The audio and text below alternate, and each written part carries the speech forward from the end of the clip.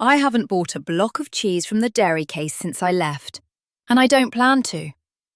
There is a sound a near-empty tub of store cheese makes when you shake it. A hollow little rattle against plastic. And I used to hear that sound almost every week, standing in front of an open refrigerator, deciding whether it was worth the drive back to the store for something so small. Stay with me, because what sits in my refrigerator right now cost about $1 to make, and it was sitting in a gallon of milk that was about to go sour anyway. The kind of milk most people pour straight down the drain without a second thought. So many of you wrote in asking the same question, and I want to answer it properly instead of rushing past it, the way a lot of videos do. You asked what we did with milk that was a day or two from turning. Milk that had that faint, sharper smell right before it tips over into spoiled. The answer was never to pour it out and start fresh with a new carton. The answer was always cheese, and it was always that simple. Every single time. Let me ask you something before I go further because I am genuinely curious. How often do you stand in that cheese aisle, picking up a tub, turning it over, putting it back, picking up another one because the first one felt too expensive for what it was? How much are you spending in a month just on small tubs of something soft and white that you eat in a few days and then have to buy all over again? I would like you to actually think of a real number, not a guess, before you keep watching. Now, I want to be honest with you about something, and I want to walk through it slowly, because the price tag and the ingredient list were never two separate conversations in my mind growing up. They were always the same sentence, spoken in the same breath. When you pick up a small container of soft cheese at the store, you are not just paying for milk that was strained and salted in someone's kitchen. You are paying for milk that was strained, salted, stabilized, thickened, and then dressed up to survive weeks on a refrigerated shelf, instead of being eaten the day it was made. The price on that sticker is not really the price of cheese. It is the price of shelf life. And shelf life is not nutrition. It is logistics, dressed up to look like a dairy product. And here is where it gets interesting. A lot of soft, fresh-style cheeses on the market today carry a small printed list most people never read past the first 2 or 3 words. Milk, cream, salt. Until you get further down and start seeing anti-caking agents, stabilizers, preservatives, sometimes an emulsifier, whose only job is to keep the texture smooth after it has been sitting cold on a truck and then a shelf for who knows how long. Verify. Exact average shelf price per pound of comparable store-bought, fresh or farmer's cheese. I am not going to tell you a number I have not confirmed myself, because that is exactly the kind of shortcut I am asking you not to take with your own food. But I will tell you this. Whatever that number is on your receipt, you are paying it twice. Once with your money, and once with the part of that cheese that is not actually cheese at all. We didn't read labels growing up. We didn't need to. We made it ourselves. And there was nothing on the ingredient list because there was no ingredient list. There was milk. There was something sour to set it. There was salt. That was the whole thing. And nobody in that kitchen ever stood there squinting at small print, trying to figure out what a word meant. The systemic reason store cheese looks and behaves the way it does is not some conspiracy. It is shelf life economics, plain and simple. A manufacturer cannot sell a soft, perishable cheese across a whole state, sitting in a truck and then a refrigerated case for days or weeks without something in there actively fighting against time. So they add what keeps it from weeping liquid, what keeps it from clumping, what keeps the texture exactly the same on the day you buy it as it was the day it left the factory. Not because they failed, because the entire system is built around distance and shelf time, not around freshness, and freshness was never really the goal to begin with. Let me hold one of these tubs up for you, the way I would have at the store not so long ago. You turn it over in your hand. The plastic is cold, almost slick, straight from the refrigerated case, and there is a faint hum of the cooler behind you while you stand there reading. You read the small print on the back, the line that almost nobody finishes reading because it runs into a wall of unfamiliar words after the first three. You look at the price sticker on the lid, and you do the quiet math everybody does without meaning to. How many days will this actually last us? How many times this month will I be back here buying another one just like it? The texture under that thin plastic film when you peel it back has a strange, uniform smoothness to it. Almost too smooth, too even.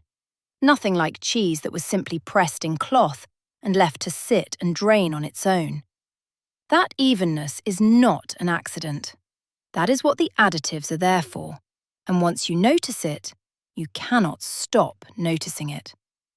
If you are the kind of person who reads the side of the jar before the front, you already know what is coming next. Because the opposite of everything I just described takes about 20 minutes, costs about $1, and uses 4 things you almost certainly already have sitting in your kitchen right now. I learned to make this from my mother, standing at the stove in our kitchen in Holmes County, on a morning when she pulled a gallon of milk out of the cold cellar and said, plainly, that it would not hold much longer. She did not throw it out, and she did not seem worried about it either. She poured it into a pot, and within half an hour we had a soft, white cheese cooling in cloth over the sink, and nothing had gone to waste that morning. Here is exactly how it is done, and I'm going to keep it simple on purpose, because it should be simple.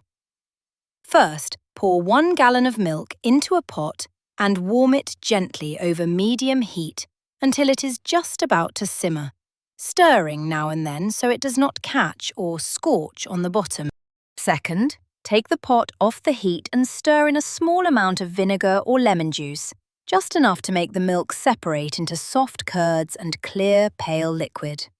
You will see it happen within a minute or two, and that moment still gets me every time, watching milk turn into something completely different right in front of you, almost like a small kitchen miracle that has nothing mysterious about it at all.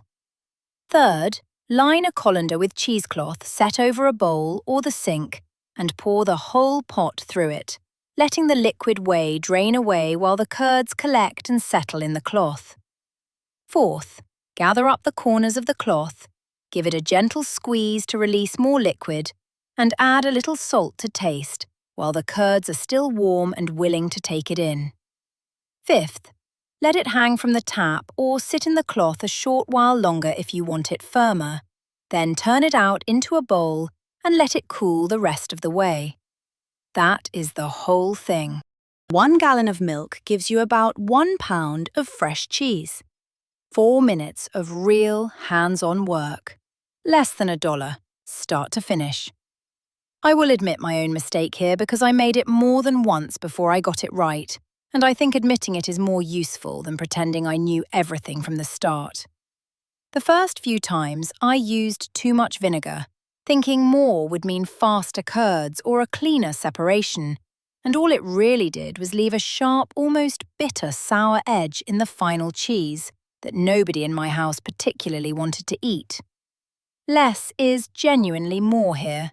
Just enough acid to split the milk cleanly, no more than that, and the patience to let it do its work instead of rushing it. When it is ready, there is a warmth still rising off the curds in the bowl, a faint, clean smell of warm milk, and a little tang from the vinegar. Nothing artificial about it, nothing manufactured in a lab somewhere. Just the simple, honest smell of something that was milk an hour ago and is now cheese, cooling quietly on your counter. Now, I want to be honest about the limits of this too, because I am not going to oversell it to you the way the front of a package would. This cheese will not sit in your refrigerator for weeks the way a sealed store tub will. It is meant to be eaten within a few days, and it does not have the long, stable shelf life that stabilizers and preservatives are specifically engineered to give a product. You also need fresh milk on hand, which means a little more planning than simply grabbing a tub off a shelf on your way through the store on a busy evening. If your week is the kind where you need something to last a long stretch without any attention at all, this will ask a little more of you than that tub does. And I would rather tell you that plainly than have you disappointed later. But here is the principle underneath all of it, and it goes back to that gallon of milk my mother refused to pour down the drain on an ordinary morning that I still remember clearly. Nothing in that kitchen was wasted, and nothing on that table ever needed a label explaining what was actually in it, because we already knew. We had made it with our own 2 hands, start to finish, in full view of each other. That is the real difference between a tub with a long ingredient list and a bowl of curds cooling over your sink. One asks you to trust a list of unfamiliar words printed by a stranger.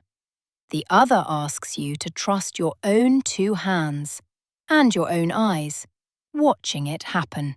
Tell me in the comments. One word is enough if that is all you have time for. How much milk do you usually end up pouring out before it gets used in your house? I would genuinely like to know how many of you are sitting on the same small problem we used to have, week after week, without ever really solving it. So remember that hollow rattle of the nearly empty tub I mentioned at the very start, and the $1 I told you this whole thing would cost? The rattle is gone now, replaced by something steadier. The $1 is real. 1 gallon of milk, about 1 pound of cheese, 20 minutes of your time, a little salt, something sour, and a length of cheesecloth. That is the whole secret, and honestly, it was never really a secret at all. It was just something that got left behind somewhere along the way and is worth picking back up.